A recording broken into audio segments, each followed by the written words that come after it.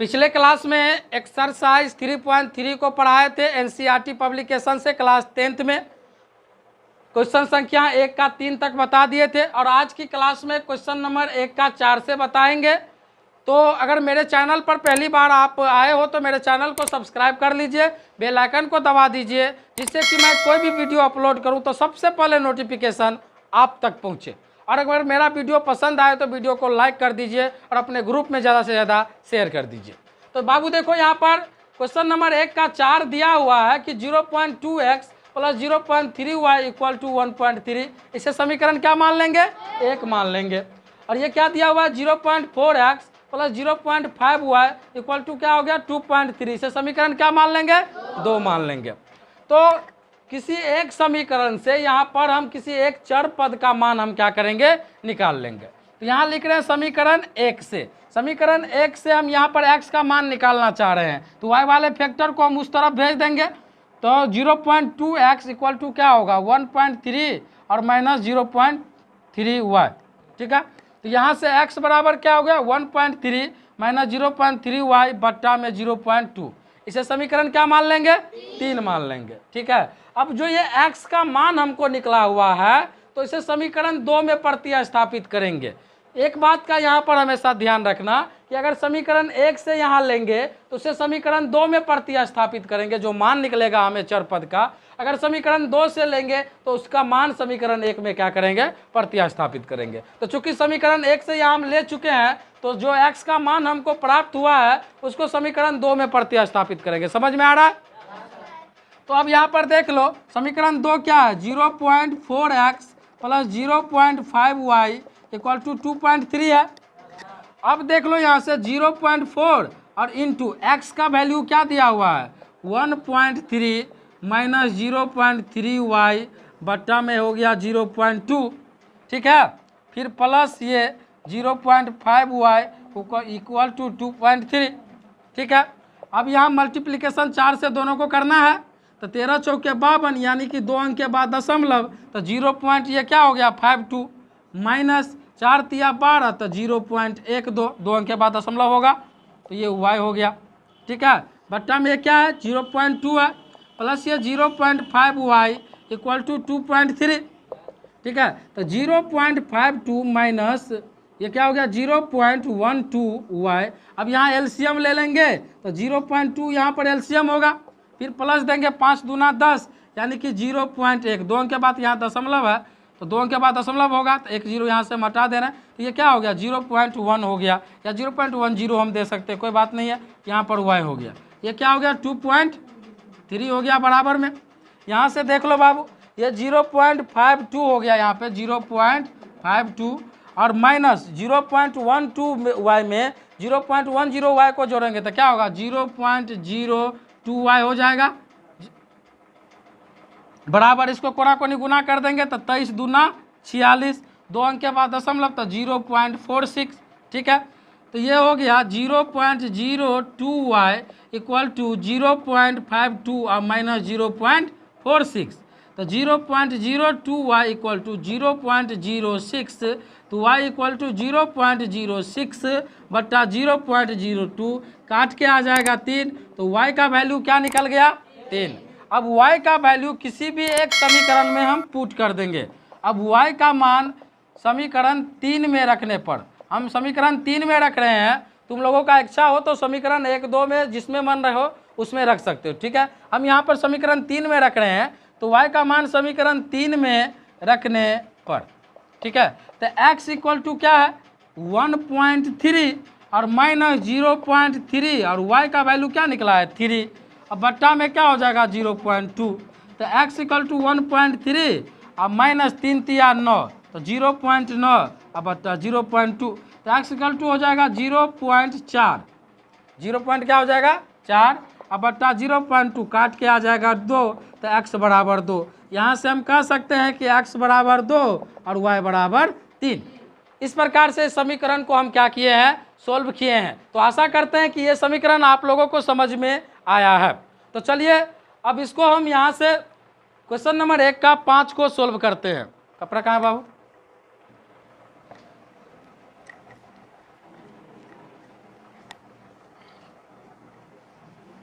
ठीक है। अब जो है क्वेश्चन नंबर 1 का 5 दिया हुआ है कि √2x plus √3y equal to क्या दिया है बाबू 0। इसे समीकरण क्या मान लेंगे।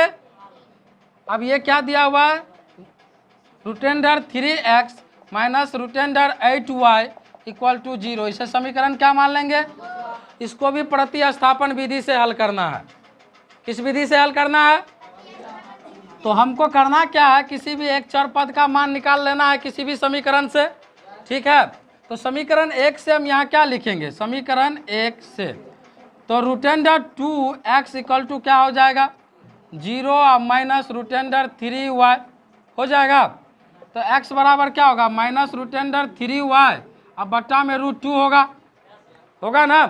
तो यहाँ से देख लो बाबू, अब जो x का मान निकला, अब x का मान समीकरण 3 में, इसे समीकरण 3 मान लेंगे।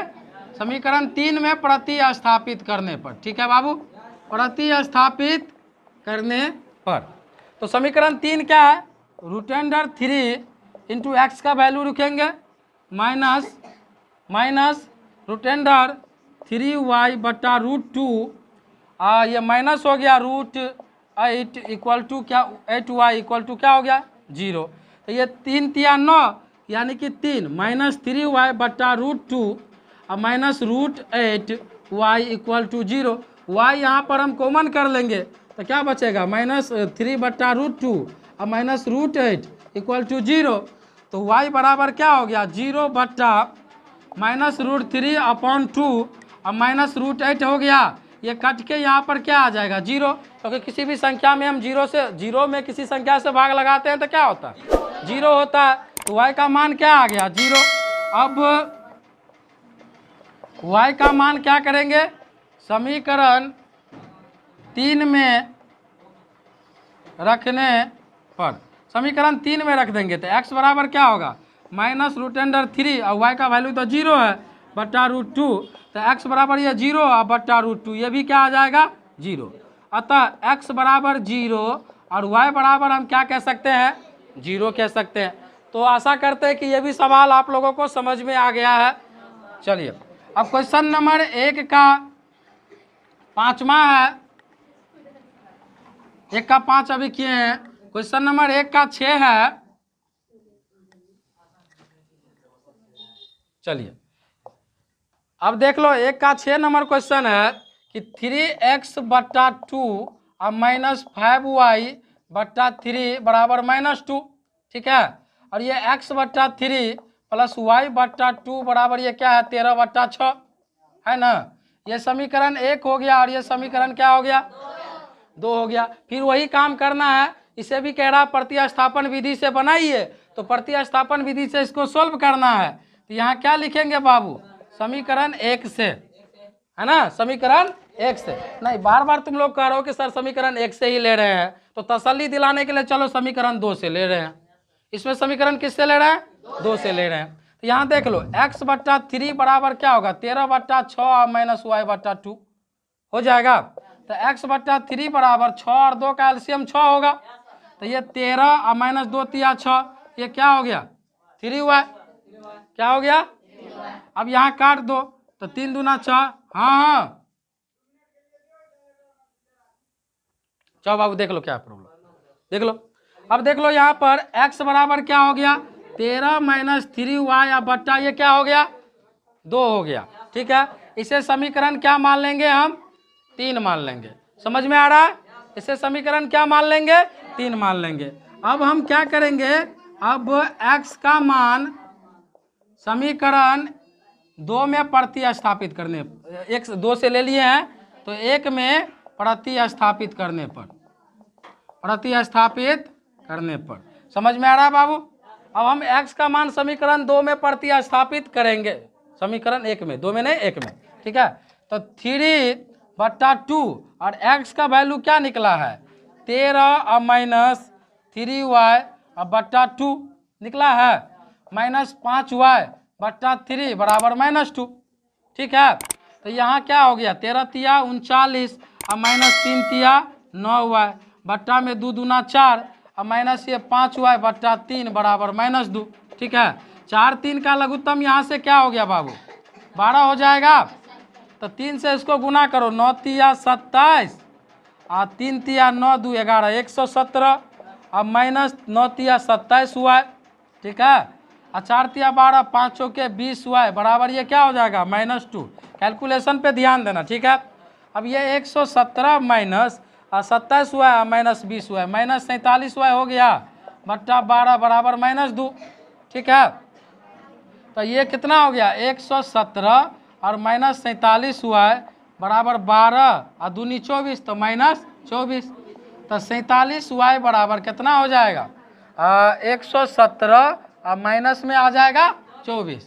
तो 47y बराबर 47y बराबर 7 में से 4 गया तो 3, ये कितना बचा 11, 11 में से 2 गया तो 9, 11 में से 2 गया तो 9, 11 में से 2 गया तो 9।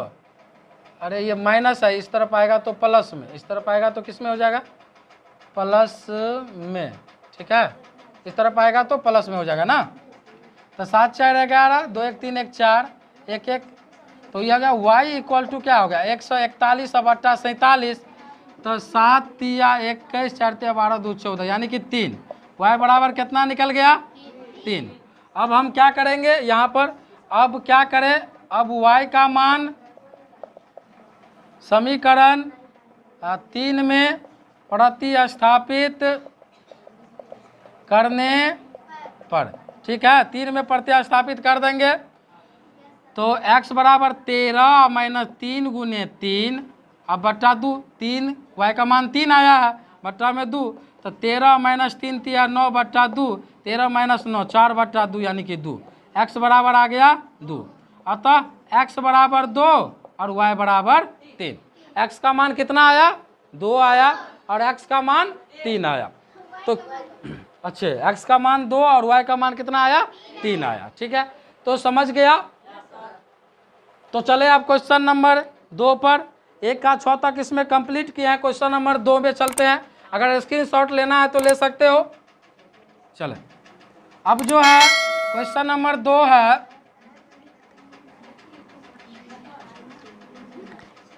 क्वेश्चन नंबर 2, क्वेश्चन नंबर 2 में है कि 2 इक्वल, क्वेश्चन नंबर 2 में है 2x plus 3y equal to 11। क्या है 2x प्लस 3y बराबर 11। इसे समीकरण 1 मान लेंगे और 2x माइनस 4y बराबर -24, इसे समीकरण क्या मान लेंगे 2। कह रहा है कि हल कीजिए और इसमें m का मान ज्ञात कीजिए जिससे कि y बराबर mx प्लस 3 हो जाए। तो कोई दिक्कत नहीं है, यहाँ से समीकरण 1 2 को हल करके xy का वैल्यू y बराबर mx प्लस 3 में पुट कर देंगे तो आराम से m का वैल्यू क्या होगा निकल जाएगा। तो कोई भी विधि से हम इस समीकरण को सोल्व कर लेते हैं। तो हमारे अनुसार ये लगता है लुप्तीकरण विधि इसमें आसान लगेगा, क्योंकि ये 2x है और ये भी 2x है, दोनों जगह 2x है। तो एक में से 2 को घटा देंगे तो 2x कैंसिल हो जाएगा। तो हम यहाँ पर क्या लिखेंगे, समीकरण 1 माइनस 2 से 1 माइनस, तो ये क्या है 2x प्लस 3y बराबर 11 और ये क्या है 2x माइनस 4y बराबर -24। ठीक है, ये माइनस ये प्लस और ये भी क्या हो गया प्लस, ये और ये कट गया तो 4 3 7y बराबर कितना हो गया 35, 7 5 35, y बराबर कितना आ गया 5 आ गया। अब हम क्या करेंगे, अब y का मान समीकरण 1 में रखने पर, समीकरण 1 में y का मान रख देंगे। ठीक है, तो समीकरण 1 क्या है 2x, तो 2x का मान x नहीं निकला है प्लस 3 गुने y का मान निकला है 5, तो 5 रख दीजिए बराबर कितना हो गया 11। तो 2x बराबर कितना हो जाएगा 11 माइनस 4 5 तिया 15 होगा, 2x बराबर -4 2 दूनी 4, x बराबर आ गया -2। अतः x बराबर -2 और y बराबर कितना निकल गया y बराबर 5, y बराबर 5। अब हमको निकालना है y बराबर mx प्लस 3 में m का वैल्यू निकालना है। ठीक है, y बराबर mx प्लस 3 में m का वैल्यू तो बहुत ईजी है। y का वैल्यू क्या निकला है 5 और m गुने x का वैल्यू क्या निकला है -2 + 3, तो 5 बराबर -2m प्लस ये हो गया 3, तो 5 इस तरफ लेकर चले आओ 3 को, तो -2m। ठीक है, अब इस तरफ थोड़ा सा बचा हुआ है, यहाँ पर देख लो कि 5 में से 3 को घटाएंगे तो 2 होगा, 2 बराबर -2m, 2 × 2, तो m बराबर हो गया -1। यही मान हमको निकालना था। कह रहा था ये दो समीकरण दिया हुआ है और y बराबर mx + 3 का y बराबर mx + 3 में m का मान क्या कीजिए, ज्ञात कीजिए। तो समीकरण 1, 2 को हल कर लिए और x y का जो वैल्यू आया y बराबर mx + 3 में पुट करके m बराबर कितना आ गया, -1 आ गया। समझ में आ रहा? चलो अब जो है क्वेश्चन नंबर है तीसरा। क्वेश्चन नंबर क्या है, तीसरा है। देखिए बाबू, करा निम्न समस्याओं में रैखिक समीकरण युग्म बनाइए और उनके हल प्रतिस्थापन विधि से ज्ञात कीजिए। यहाँ भी एक दिया हुआ है, प्रतिस्थापन विधि से हल कीजिए। ठीक है, तो देखिए कह रहा है कि दो संख्याओं का अंतर 26 है। दो संख्याओं का अंतर कितना है, 26 है, और एक संख्या दूसरी संख्या के 3 गुना है। तो मान लेते हैं कि दो संख्या में बड़ी संख्या x है। माना कि बड़ी संख्या हो गया x, बड़ी संख्या x, और छोटी संख्या को क्या मान लीजिए, y मान लीजिए। बड़ी संख्या को x मान लेते हैं और छोटी संख्या को क्या मान लेते हैं, y मान लेते हैं। तो प्रश्न में क्या कह रहा है कि दो संख्या का अंतर 26 है। अंतर मतलब क्या होता है, घटाव। तो x - y बराबर 26। समीकरण कितना हो गया, 1 हो गया। यहाँ x - y बराबर 26 दिया क्योंकि दो संख्याओं का अंतर मतलब माइनस, घटाव, तो x - y बराबर 26। पुनः क्या कर रहा है, पुनः कह रहा है कि एक संख्या दूसरी संख्या के 3 गुनी है। तो एक संख्या x जो है वो दूसरी संख्या के 3 गुनी है, तो x बराबर 3 गुने हुआ। x बराबर क्या हो गया, तो x बराबर 3y। इसे समीकरण हम 2 मान लेते हैं। ये जो x का मान निकला है समीकरण 1 में पुट कर देते हैं। अब x का मान, यहाँ पर x का मान समीकरण 1 में रखने पर, समीकरण 1 में रख देंगे। ठीक है, तो x का मान 3y है, तो 3y और -y बराबर 26। ठीक है, 3y में से y को घटाएंगे, 2y बराबर कितना हो जाएगा, 26 हो जाएगा। 2 13 दूनी 26, तो y बराबर आ गया 13। अब क्या लिखेंगे, अब y का मान समीकरण 2 में रखने पर, 2 में प्रतिस्थापित करने पर। ठीक है, 2 में रखने पर या प्रतिस्थापित करने पर। ठीक है, रखने पर। ठीक है, अब हम क्या करेंगे, 2 में रख देंगे तो x बराबर हो जाएगा कितना, 3 × 13, तो x बराबर 39। अतः x बराबर 39, बड़ी संख्या 39 और छोटी संख्या कितना हो गया, 13। और दोनों को जब घटाओगे तो कितना आ जाएगा, 26। और ये जो संख्या 13 है उसका 3 गुना 39 है। तो कथन को ये क्या कर रहा है, सत्यापित कर रहा है। तो ये हमारा आंसर क्या हुआ, सही हुआ। तो आशा करते हैं कि आज के क्लास में आप सभी को सारे जो हल किए हैं, सॉल्यूशन दिए हैं, सारे सॉल्यूशन आप लोगों को समझ में आया है। अगर मेरा वीडियो आप लोगों को अच्छा लग रहा है तो मेरा वीडियो को लाइक कर दीजिए, शेयर कर दीजिए। अगर मेरे चैनल पर पहली बार आए हैं तो चैनल को सब्सक्राइब कर लीजिए, बेल आइकन को दबा दीजिए, जिससे कि मैं कोई भी वीडियो अपलोड करूं तो सबसे पहले नोटिफिकेशन आप तक पहुंचे। मिलते हैं नेक्स्ट वीडियो में, तब तक